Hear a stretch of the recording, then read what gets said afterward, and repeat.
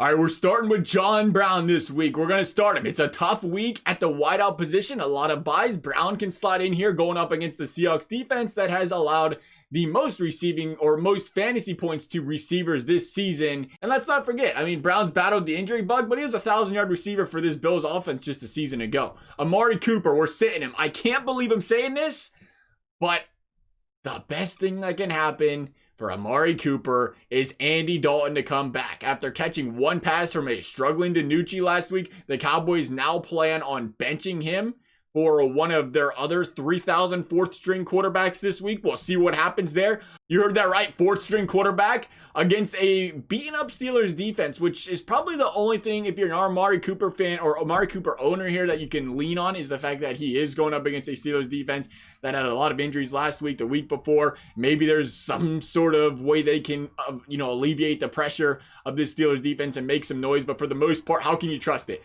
How can you trust a Dallas Cowboys team that's going to be shuffling the quarterback position? And I feel like you're just playing the lottery here and hoping you catch the one Dallas Cowboy fantasy option that actually performs this week. I'm going to sit back here against the Steelers defense that's been tough all season. Staying in Dallas, though, we're going to Juju Smith-Schuster. Gonna start Juju. Things might finally be turning around for the Steelers, number one, as he's seen 8 targets and 14 targets each of the last 2 weeks. And more impressively, he's seen 7 catches for 67 yards against a Baltimore defense that is usually very tough against the wideout position. And they did so in Baltimore as well last week, not to mention. Now, Juju finds himself in a juicy matchup versus a weak Dallas defense.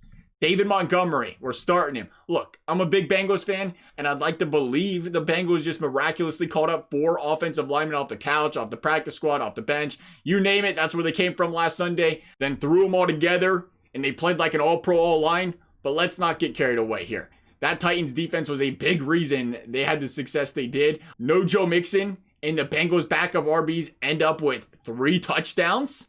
This has to be a week Montgomery gets on the score column, I think, and he's always had that nice floor as well and from the past game. Le'Veon Bell, we're sitting him. Now, despite the success some RBs have had against the Panthers defense, you can't trust Bell here. Casey still appears to be in a full-blown committee in the pass and run game, and after Bell failed to convert multiple fourth and shorts last week, I think it's even harder to trust, and that's not helping his stock value here at all.